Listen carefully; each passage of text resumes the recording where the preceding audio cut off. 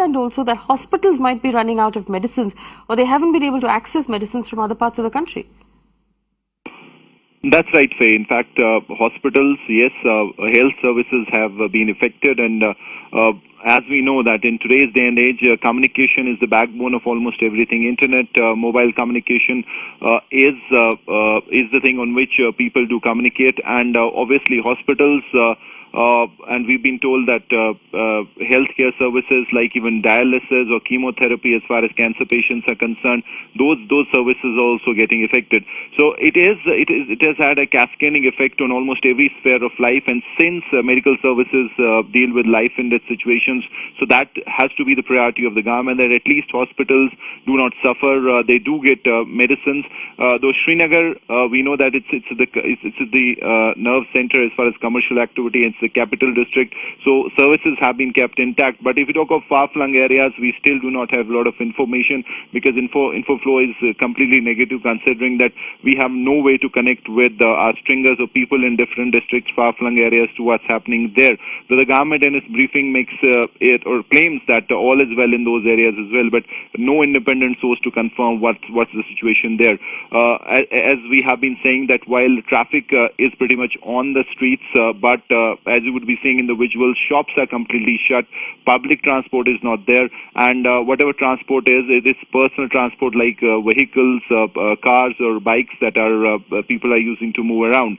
And it's a kind of strange status quo, Faye. I mean, you do not have a shutdown call from the separatists who are down and out, who are under the crackdown of the government. Mainstream leaders, unprecedented situation where they're facing the same situation as the separatists, which has never happened in the past, where you have three chief ministers, former chief ministers who are in incarceration and pretty much have the same situation as the separatists. So they do not have any call people, but still it's kind of a self-imposed civil curfew where shops are shut, public transport is not there, and probably a wearing down process where the government is also not taking many steps, although they're saying that they're doing a lot.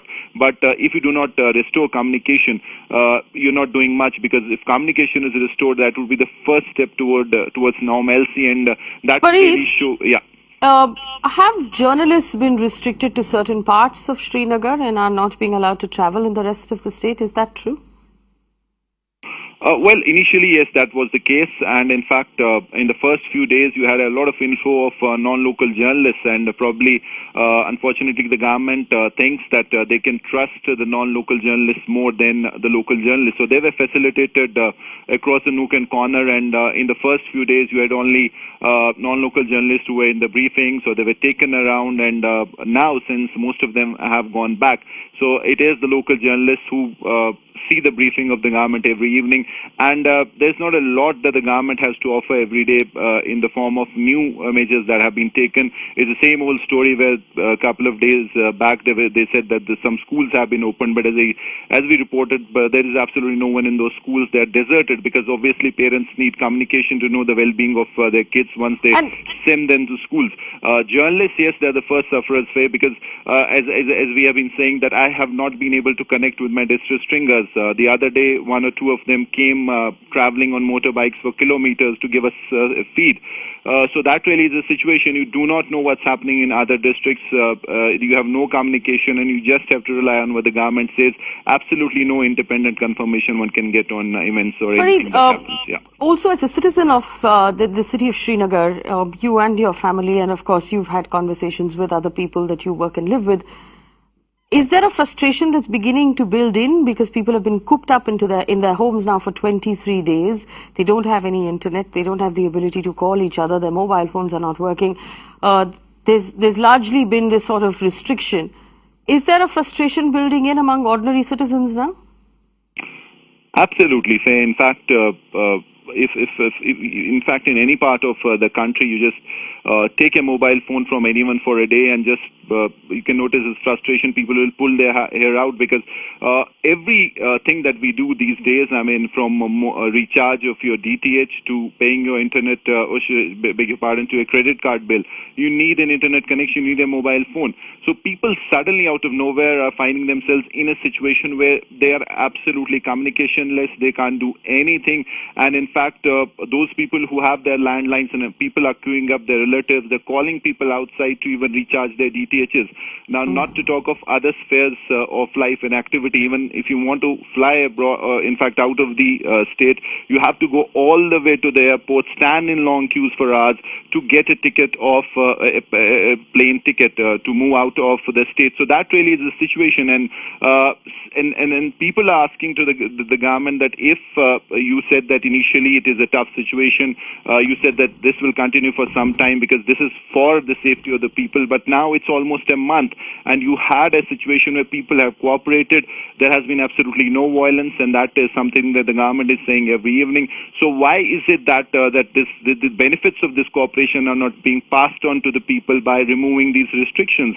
I mean, mobile phones should at least start working. Even if you can't open mobile internet in a jiffy, you can at least give broadband internet to the people so that they can at least start their lives from somewhere. I mean, traders, entrepreneurs, when you talk of anyone, they're all gone. In fact, for a toss, you can't even pay your taxes, your GST bills. So it's just it's life. Yes. So Farid, basically, we now live in what we call digital India, where we've been encouraged for the last 3 years at least to make all of our payments and all of our transactions digitally and not by cash anymore. So effectively, without the internet, and for the rest of us, in the other parts of the country, we have to really force ourselves to imagine what that is like. So card swipe machines in shops will not work. ATMs run on the internet. All government services like GST bill payments, your own bill payments, all of this interaction with the government, including health insurance and all other processing, has to happen via the internet. And without that, life comes to a standstill, doesn't it? Absolutely. I mean, this is not even a pre-80, or should I say, early 90s situation when you had this digital age was starting to come over, and in fact, at that time, even you knew that the functioning of life was such that we were still not dependent on internet, and we're not right now even in that age. So it is almost, as I said, every sphere of life. In fact, I'll talk of myself as an example. I had to pay my credit card bill, and I had to call a friend in Bangalore and give him my details, and somehow he managed to do it. But now my challenge is that what will I do for the next month? So this really is a situation of the common man. I mean, as I said, for even basic DTH recharge, he has to call out, and first of all, he has to find a mode of communication. Even if he finds a landline, he has to call out to his friends, give them the details, rely on them whether they'll do it or not. So this is where life has come as far as the ordinary man on the streets is concerned. Farid, there's also a story of a Dr. Omar Salim who had spoken to the press yesterday and warned that this lockdown is in fact causing people to suffer, people in need of medical attention. We understand also that the police whisked him away while he was talking to the press, and he hasn't been heard from since. Is there any information on where Dr. Salim is right now? No information, Faye. You're absolutely right. He, in fact, had come out, and obviously his conscience really had it that he wanted to speak out the truth, because there is a dire need as far as health services concerned for the government to pay attention to certain dire needs as far as patients are concerned. And you have patients who have life-threatening diseases, from cancer to dialysis to cross-range, and the doctor had come out and was trying to really take the attention of the government towards this aspect, saying that this is going to be a humanitarian crisis if you do not pay attention to this in time. But unfortunately, as you rightly said, he was just taken away, and since we do not know where he is, whether he's in the state or he's been moved out, as is the case in most of these cases where even people from civil society who want to speak out, and they're not speaking about the situation or the political aspect of things. They're just talking about the fact that people are suffering, and there are certain areas where the government needs to pay attention, and it needs to do it as soon as possible, because then people will start to die. So that really gives you a semblance of what really is happening as far as the health sector is concerned, though the government really says that all is well. But definitely there are certain areas as far as health is concerned that they need to pay attention, and this is an eye-opener. This should act as an eye-opener. If a doctor is a very senior doctor, he's someone who has absolutely no political affiliation, is known for his medical services, and if he says something, it has to be taken in the positive way, and it has to be taken as an eye-opener and then acted upon rather than really shooting the messenger and just taking him away.